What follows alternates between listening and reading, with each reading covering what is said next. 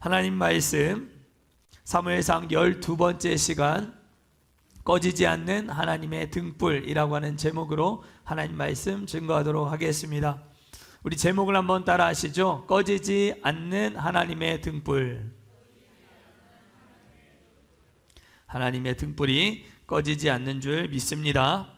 사무엘상 2장이 우리가 이미 살펴본 대로 엘리 가문의 타락과 몰락, 그리고 사무엘의 영적 신체적 성장과 대조하여 계속해서 대비시켜서 엘리 가문의 영적 타락이 얼마나 극도로 심각하였는가 하는 것을 보여주는 챕터였다고 한다면, 이어지는 사무엘상 이 3장은 사무엘의 영적 성장과 관련하여 아이 사무엘이 이제 선지자 사무엘로 급부상하게 되는, 변모하는 그런 과정을 입체적으로 보여주고 있는 챕터입니다. 특별히 이 변화의 핵심에 위치한 사건이 바로 성전에서 사무엘을 부르시는, 그래서 그 부르심에 응답하는 이 사무엘이 하나님을 직접적으로 만나는 이 체험을 다루고 있는 장인데요, 사무엘은 이 과정들을 통해서 엘리의 그 제자로, 도제로 이렇게 성장하는 소년 사무엘이 이스라엘을 대표하는 리더요 선지자로 우뚝 세워지는 모습을 우리는 사무엘상 3장을 통해서 확인할 수 있습니다. 그래서 본문 속에는 이 엘리의 리더십 아래 하나님의 계시를 받을 수 없었던 이스라엘 백성들도 말씀의 이 새로운 지평이 열리게 되는, 새로운 시대를 맞이하게 되는 모습을 보여줍니다. 하나님께서 실로의 엘리가 아닌 실로의 사무엘을 통해서 이제 백성들에게 말씀하기 시작하시는 것입니다. 이런 변화는 사무엘상 우리가 읽은 3장 1절 그리고 마지막 구절인 3장 21절을 대비해서 여러분들이 잘 살펴보면 그 특징을 우리가 잘 알 수 있습니다. 1절은 우리가 이미 읽었기 때문에 마지막 우리 21절 말씀을 우리가 한번 읽어보면 좋겠습니다. 시작. 여호와께서 실로에서 다시 나타나시되 여호와께서 실로에서 여호와의 말씀으로 사무엘에게 자기를 나타내시니라. 아멘. 이어지는 4장 1절 전반절까지 우리가 읽어보겠습니다. 사무엘의 말이 온 이스라엘에 전파되니라. 아멘. 여러분들, 이제 이 과정들, 이 두 대비되는 3장 1절과 21절 이어지는 4장 1절의 말씀을 통해서 리더십이 교체되는 엘리의 실로에서 사무엘의 실로로 변화되어져 가는 모습을 볼 수 있습니다. 이 리더십의 교체 과정 가운데 3장에서 하나님은 어떻게 사무엘에게 역사하셨고, 사무엘이 어떻게 이스라엘의 영적 리더로 이스라엘 백성들 위해 우뚝 설 수 있었는가 하는 것을 살펴보는 것은 이제 4장부터 이어지는 왕정 시대를 열어가는 이 사무엘의 활약과 관련해서도 상당히 중요한 부분을 차지할 수밖에 없겠다라는 생각을 우리가 할 수 있죠. 3장 1절에는 여호와의 말씀이 희귀하여 이상이 흔히 보이지 않았던 그 시대에 대한 이야기와 21절은 어떻습니까? 여호와께서 실로에서 사무엘에게 나타내시고 또 그 말씀으로 사무엘을 통해서 백성들에게 말씀하시는 모습, 말씀이 흔히 보이지 아니하였던 1절과 21절의 말씀으로 사무엘에게 말씀하시고 사무엘은 그 말씀을 받아서 백성들에게 전파하는 이 과정 속에 무슨 일이 있었는가 하는 것을 살펴보는 것이 우리에게 중요하겠다라는 것이죠. 하나님의 말씀이 희귀했고 이상이 흔히 보이지 않았다. 이 말은 하나님이 백성들과 소통하기를 포기하셨다. 불통의 상황이었다. 하나님의 말씀이 누군가를 통해서 백성들에게 선포돼야 되는데, 제가 가지고 있는 목회 철학이 우리가 세워지는 목자들을 통해서 목원들 깊숙한 곳까지 목회 철학이 흘러 들어가야 되는데, 하나님의 말씀이 통로가 막혀 있는 이 상황, 이 상황을 지금 3장 1절은 우리에게 가르쳐주고 있는 것이죠. 그런데 이 엘리의 시대에 말씀도 이상도 흔히 보이지 않았던 이것은 하나님이 엘리를 통해서 일하지 않기로 작정하셨다라고 하는 것을 보여주는 것이다 라고 하는 것을 알 수 있습니다. 그럼에도 불구하고 하나님은 새로운 리더인 사무엘을 통해서 하나님의 말씀을 선포하고 계신다라고 하는 것을 우리가 말씀을 통해 알게 되죠. 여기서 우리가 한 가지 중요한 교훈을 얻을 수가 있습니다. 그것은 바로 하나님은 어제나 오늘이나 또 내일이나 언제나 사람을 통해서 하나님의 뜻을 계시하시고 사람을 통해 하나님의 역사를 일구어 가신다. 하나님의 섭리는 항상 사람을 통해 나타나더라 하는 것을 우리는 알 수 있다라는 것입니다. 하나님은 자신의 뜻으로 자기의 의지를 가지고 하나님은 자기 마음대로 피조된 이 세상을 통해서 하나님의 계시하심, 하나님의 존재를 드러내시고 말씀하실 충분한 능력을 가지고 계시지만 그럼에도 불구하고 하나님은 자기의 사랑하는 백성들을 통해 일하기를 원하신다, 사람을 통해 역사하신다 라고 하는 것을 우리는 잊지 말아야 합니다. 하나님은 엘리에게 심판을 선고하셨고 엘리 앞에서 새싹과 같이 자라나던 한나의 아들 소년 사무엘을 통해 일하시기로 그 뜻을 작정하신 것입니다. 오늘날도 마찬가지입니다. 하나님은 언제나 당신의 뜻을 사람에게 보이시고 사람을 통해 일하십니다.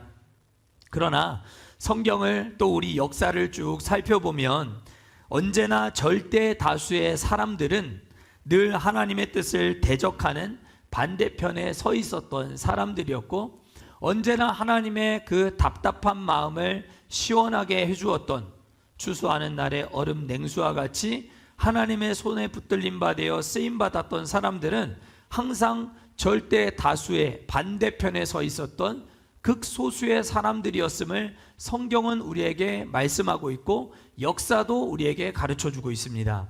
하나님은 사람을 통해 역사하시지만 누구나 아무나를 통해서 역사하지는 않으신다라고 하는 것을 우리는 기억해야 합니다. 지난 주일에도 우리가 살펴보았죠. 노아의 시대에 어떠하였습니까?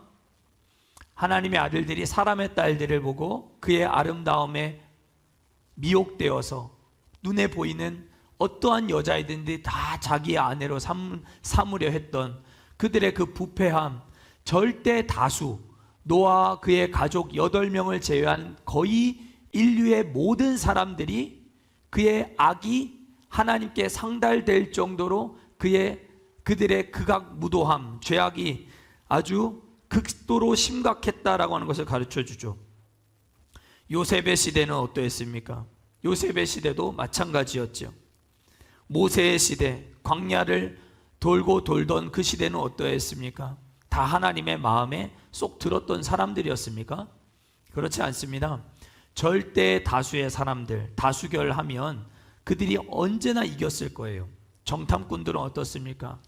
12명의 정탐꾼 가운데 10명이 절대 다수가 우리는 저 땅을 들어갈 수 없다, 부정적인 말을 내뱉었고 불신의 아이콘으로 자리 잡았죠.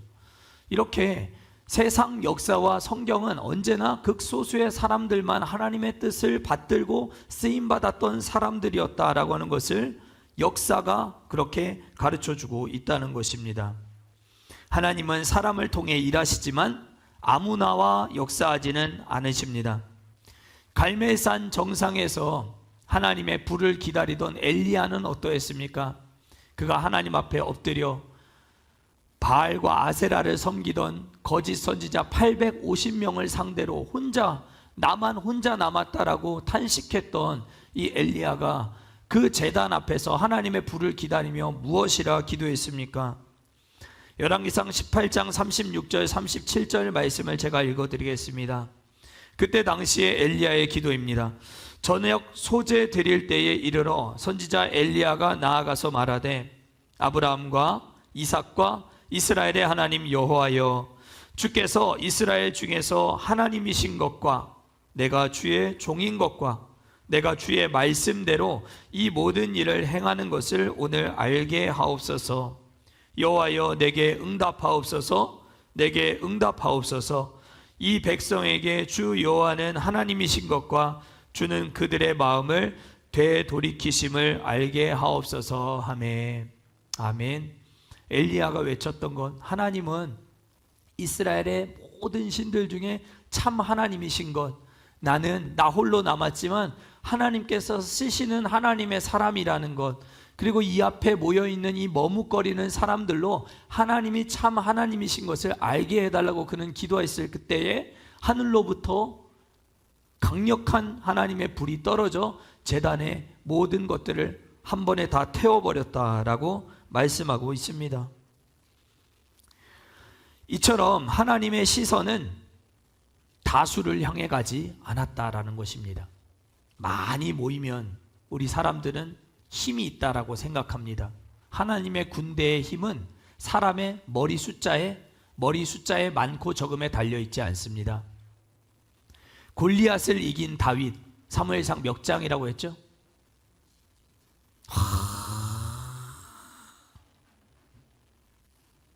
감동. 사무엘상 17장. 바로 나왔어요. 우리 구하진 집사님 박수 한번 하겠습니다. 기습 질문이었는데 이거를 맞추셨단 말이에요. 골리앗을 이겼던 다윗, 그가 골리앗을 향해서 달려나가면서 얘기했죠. 여호와의 구원하심은 칼과 창에 달려있지 않다. 이 말이 무슨 의미겠습니까?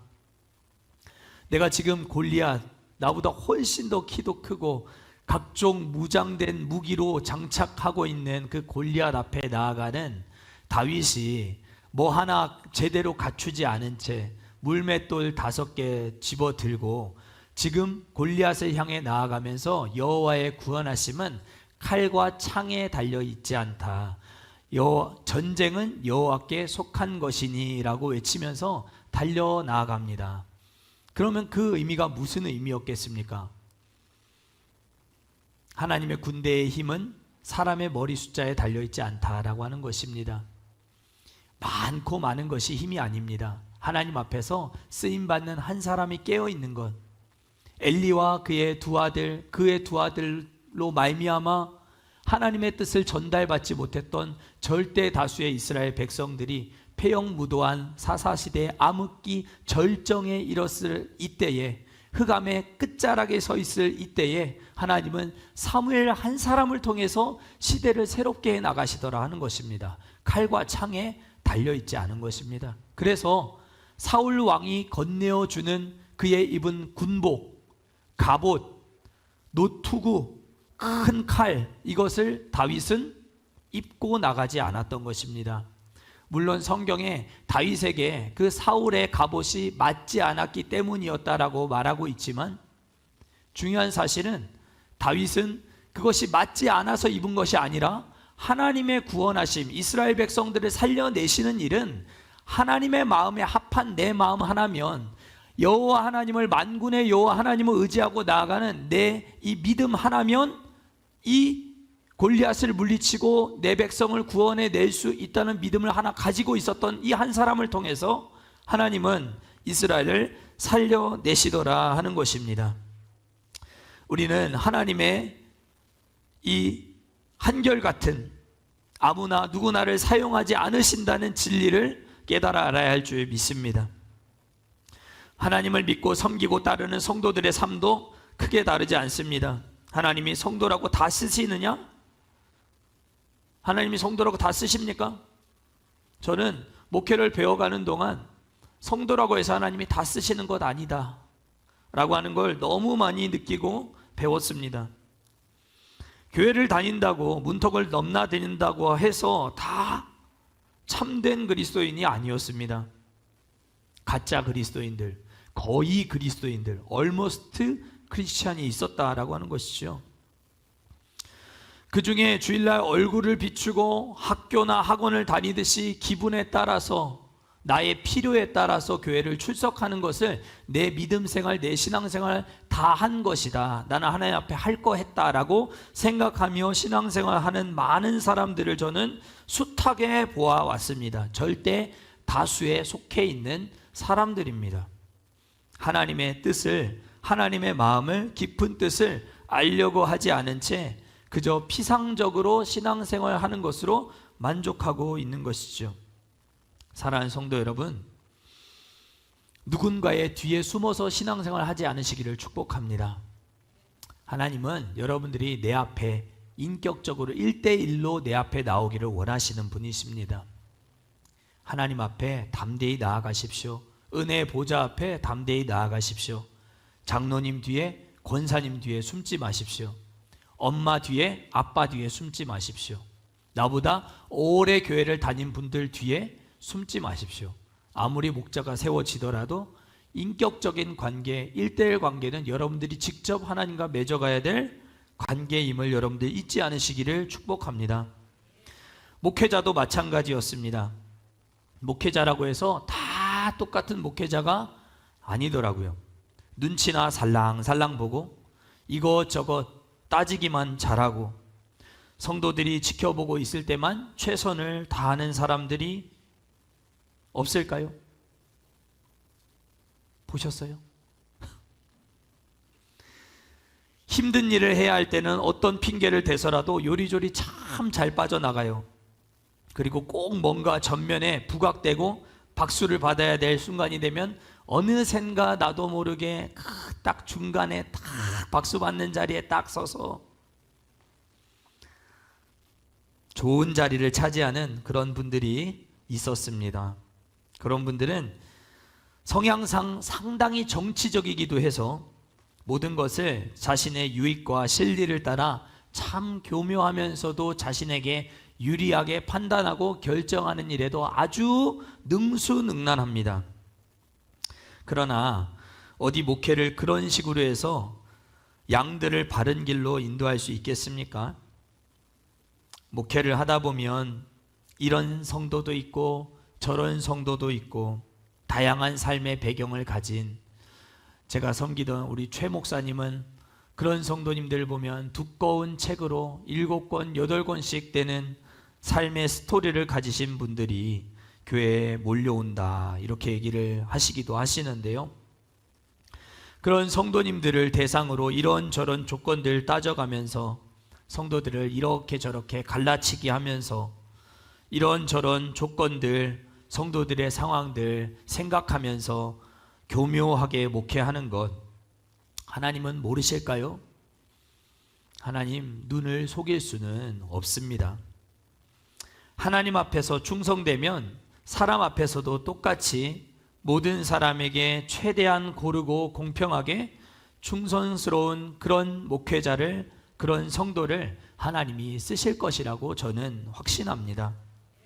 잠시 사람의 눈을 가려서 반짝거리는 사역을 박수 받으면서 할 수 있을지는 모르지만 그러한 삶은 결코 오래가지 못할 것이라고 확신합니다.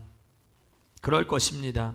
돋보이지 않아도 우직하게, 진실하게, 정직하게 하나님 앞에서 목회 사역을 해나가는 보이지 않는 수많은 우리 목사님들을 저는 참 존경합니다. 대형교회에 있을 때에도 저는 똑같이 설교했어요. 저는 대형교회 목사님들 존경하고 그만한 충분한 역할이 필요했기 때문에 하나님 그렇게 쓰시겠다라고 생각하지만 저는 훨씬 더 존경하는 그런 분들이 많이 있습니다. 이름도 없이 빛도 없이 한 사람 데리고 평생을 목회하는 그런 씨름하는 목사님들, 제가 그 이름 다 알지 못하지만 참으로 존경하는 분들이다라고 자주 설교하고 이야기하곤 했습니다. 그것이 제 아버지를 제가 존경하고 있는 이유이기도 합니다. 그래서 하나님은 언제나 소수의 사람들을 쓰신다는 것, 그 소수의 대열에 우리 모두 서 있어야 된다는 것, 이것 잊지 않으시기를 주의 이름으로 축복합니다. 본문에 1절에 희귀하다라고 번역되어 있는 히브리어 야카르라고 하는 단어는 본래 상인들이 주로 사용하는 단어였습니다. 상인들이 주로 사용하는 단어였어요. 그 뜻은 비싸다, 영어로는 expensive라고 하죠. 비싸다, 값어치가 나간다라고 하는 뜻이 바로 희귀하다라고 하는 야카르라고 하는 단어의 뜻이었습니다. 그러니 이 엘리의 시대 속에서 하나님의 말씀이 희귀했다, 값비쌌다라고 하는 것을 직역하면 하나님의 말씀이 많은 사람들 앞에서 시장판에 널려 있는 물건과 같이 이미 하나님의 말씀이 상품화되었다, 물건처럼 여겨지게 되었다라고 하는 것을 밝혀주는 것입니다. 하나님의 말씀을 전하는 제사장들이 목자의 마음을 가지고 하나님의 말씀을 진정성 있게 대하고 가르쳐야 함에도 불구하고 이들은 자기의 사리사욕을 채우기 위한 수단으로 말씀을 물건화, 상품화해서 사용하고 있던 시대였다라고 성경이 말씀하고 있다는 것입니다. 하나님께 드려진 제물을 새살 갈고리로 중간에서 낚아채고 도적질했던 제사장들이 하나님의 이름으로 하나님의 말씀을 빌미로 삼아서 이스라엘 백성들을 영적으로 가스라이팅하고 그들의 영혼을 착취하고 그들의 영혼을 움켜쥐고 있었다라고 하는 것을 보여주는 것이죠. 그리고 이어지는 이상이 흔히 보이지 않았다, 이상이 흔히 보이지 않았더라라고 하는 말씀 속에서 흔히 보이지 않았다라고 번역된 히브리어 니프라츠라고 하는 단어 역시도 이중적인 의미를 갖고 있어요. 우리 눈에 잘 보이지 않았다, 우리 시각에, 우리 눈앞에 시야에 잘 들어오지 않았다라고 하는 뜻도 있지만, 한편으로는 이 니프라츠라고 하는 단어는 스스로 돌파해 나가려고 하는 이 열정이 있지만 잘 되지 않는 상태, 내가 이 역경을 뚫고 나가기를 원하지만 이 역경을 뚫고 나가기 참으로 어려워진 이런 상태를 가리킬 때 사용하는 단어가 바로 니프라츠였습니다. 그러니까 하나님의 이상이 무엇인가에 딱 가로막혀서 장애물에 걸려서 뚫고 나가지 못하는, 막혀있는 이런 상태를 가리키는 단어가 흔히 보이지 않았더라라고 하는 단어로 니프라츠라고 하는 단어로 표현된 것입니다. 이것은 지난 시간 우리가 살펴보았던 제사장의 가장 대표적인 사역이라 할 수 있는 중보의 사역, 하나님과 백성들 사이에 서서 하나님의 뜻을 백성들에게 전하는, 백성들의 죄를 하나님 앞에 가지고 나가 제단 위에 올라가 제물로 하나님을 번제로 예배하는 이 제사장으로서의 중보의 사역에 있어 그들은 실패한 시대를 맞이하였다라고 하는 것을 보여주는 것입니다. 소통을 위해 부름을 받은 엘리와 그의 두 아들은 여호와의 제사장이라고 하는 엄청난 타이틀을 가지고 있었으면서도 오히려 소통을 방해하는, 가로막고 있는 장애물이 되어져 있었다라고 하는 사실을 성경은 가르쳐 주는 것이죠. 이 말씀 앞에 우리 역시도 우리의 삶을 정직하게 돌아봐야 할 줄 믿습니다. 나는 하나님이 주신 이 직분을 가지고 교회 안에서 여러 가지 사역을 맡고 담당하면서 또 다른 누군가에게 하나님의 말씀이 흘러가도록 만드는 말씀의 통로로 쓰임받고 있는가, 아니면 하나님 선포되고 있는 이 하나님의 말씀이 다른 누군가에게 걸림이 되도록 만들고 있는 내 삶은 혹시 아닌가? 늘 우리의 삶을 돌아보고 성찰해야 한다는 것입니다. 하나님의 말씀이 직접적으로 내게 오지만 하나님의 말씀을 받은 우리의 삶을 통해 실족하게 만드는 일들이 너무 많지 않습니까? 여러분들은 어떠십니까? 하나님의 말씀을 받아서 하나님의 말씀을 소통하게 만드는 말씀의 통로로서 여러분들은 쓰임받고 있는 삶을 살아가고 있습니까? 아니면 니프라츠, 이상이 흔히 보이지 않게 만드는 장애물로서 여러분들이 혹시 직분을 감당하고 있는 것은 아니십니까? 하나님 앞에 정직하게 나아가도록 만드는 일에 방해가 되지 않는 우리 모두가 되어야 할 줄 믿습니다. 이번 주 토요일부터 목자 훈련 학교가 진행된다 했습니다. 정말 너무너무 중요한 시간입니다. 10주 동안 저는 제가 가지고 있는 이 목회 철학들, 교회의 방향성들, 앞으로 우리가 교회 안에서 이제 진행해야 될 많은 사역들, 정신들, 가치들, 이러한 부분들을 우리 사랑하는 장로님, 권사님들과 또 우리 안수 집사님, 또 우리 일부 집사님들과 함께 나누며 이 일을 어떻게 하면 우리가 함께 감당해 나갈 수 있을까? 주 안에서 한번 똘똘 뭉치는 핵심적인 멤버와 함께 이 교회를 세워나가기 위해서 우리가 함께 귀한 훈련을 받는 시간이 될 것입니다. 하나님께서 세워주실 우리 목자들에게 귀한 영혼을 사랑하는 마음과 눈을 활짝 열어주셔서 은혜의 깊숙한 곳까지 성도들을 이끌고 들어갈 수 있도록, 그 일은 저 혼자만 할 수가 없잖아요. 저 혼자에게만 그러한 기대를 하고 계시면 안 돼요. 여러분들이 그러한 어떤 사명감을 가지고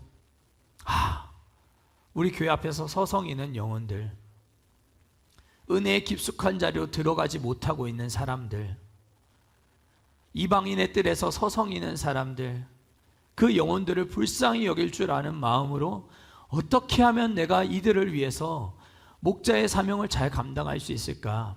영혼을 사랑한다는 것은 무엇일까?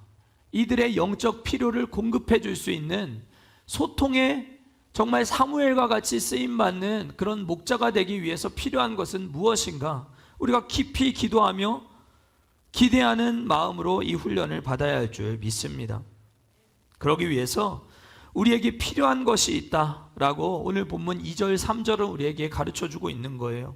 그러면 이 불통의 시대, 하나님의 말씀이 막혀있는 이 시대, 하나님 말씀 희귀하여서 상품화되어 있는 이 시대 가운데 사무엘은 그러면 어떻게 하나님 앞에 처신했기에 그가 쓰임받을 수 있었는가? 하나님의 선택은, 하나님의 이유는 무엇이었는가 하는 것을 2절과 3절이 우리에게 가르쳐주고 있는 거예요. 우리 2절, 3절 말씀 다시 한번 읽어보도록 하겠습니다. 시작.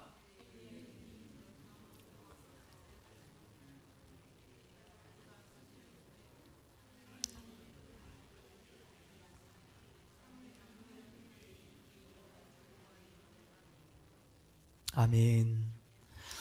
하나님이 당대에 하나님이 쓰실 만한 많은 사람들이 있었을 것임에도 불구하고 굳이 사무엘 한 사람을 택하시고 그를 통해 말씀하시기를 결심하시고 그를 통해 일하시겠다고 작정하신 이유는 사무엘만의 독특한 하나님 앞에서의 처신하는 이 삶이 있었기 때문이었다라고 오늘 본문 3절은 분명히 가르쳐 줍니다.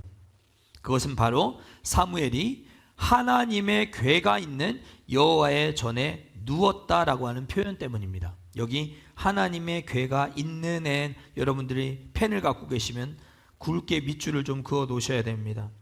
그냥 여호와의 전에 누웠다라고 표현할 수도 있는 것을 성경은 굳이 하나님의 궤가 있는 여호와의 전에 누웠다라고 표현하고 있습니다. 사무엘이 누웠던 곳을 우리는 주목해야 합니다. 그는 여호와의 전에 누웠다고 그냥 표현될 수도 있는 이 사실이 하나님의 궤가 있는 여호와의 전에 누웠다고 표현되고 서술되고 있으면서 그가 무엇을 기다리고 있었던 사람이었는지를 분명히 가르쳐 줍니다.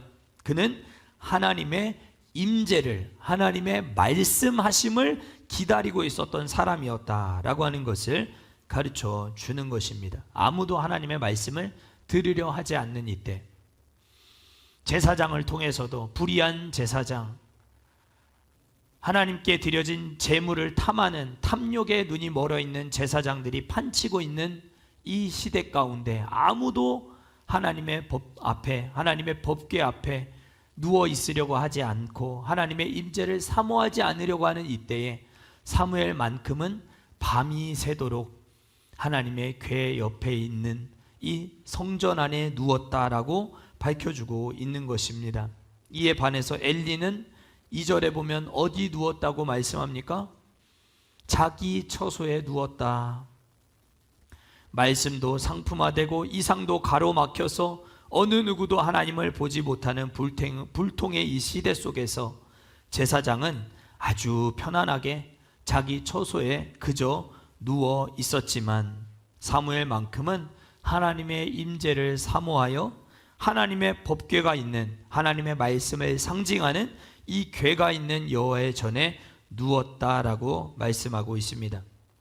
여기 누웠다라고 하는 행위는 물론 잠을 청하는 그냥 단순한 행위를 뜻하기도 하지만 이 행위는 단순히 잠을 청하는 행위를 넘어서서 하나님이 주시는 계시의 말씀을 받기 원하는 삶의 자세가 있었다라고 하는 것을 가르쳐 줍니다. 여러분들이 직분을 맡으셨습니까?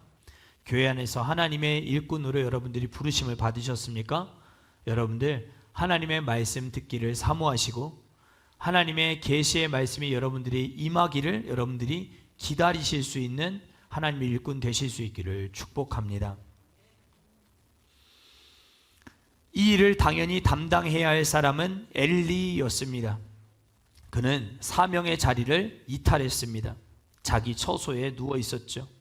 그리고 아무도 하나님의 말씀을 들으려 기다리지 않은 그때에 사무엘만 그 자리를 지키고 있었기에 하나님은 사무엘을 통해 말씀하시기로 결정하셨던 것입니다. 사무엘은 왜 이런 행동을 했을까? 오늘 3절은 하나님의 등불이 아직 꺼지지 않았기 때문이었다 라고 말씀합니다. 하나님의 등불이 꺼지지 않았다는 것은 이스라엘의 성막 안에 성소 안에 설치해둔 7 촛대 위에 밝혀져 있는 이 등잔불을 그가 밤이 새도록 지키고 있었던 제사장으로서 마땅히 담당해야 될 역할을 그의 자리에서 담당하고 있었음을 가르쳐 줍니다. 이 7 촛대는 성령의 빛, 성령의 조명하심, 하나님의 말씀을 의미합니다. 그러니 사무엘은 자나깨나 하나님의 말씀과 하나님의 임재를 사모하여 하나님의 곁에서 사명을 감당하기를 원하였던 소년 제사장이었음을 알게 되는 것입니다.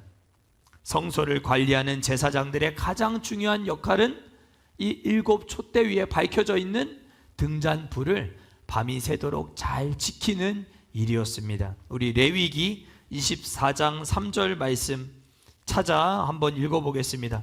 성경 레위기, 구약 성경 레위기 24장 3절 말씀입니다.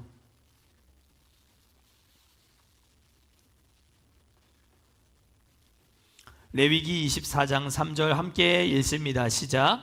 아론은 회막 안 증거계 휘장 밖에서 저녁부터 아침까지 여호와 앞에 항상 등잔불을 정리할지니 이는 너희 대대로 지킬 영원한 규례라. 아멘.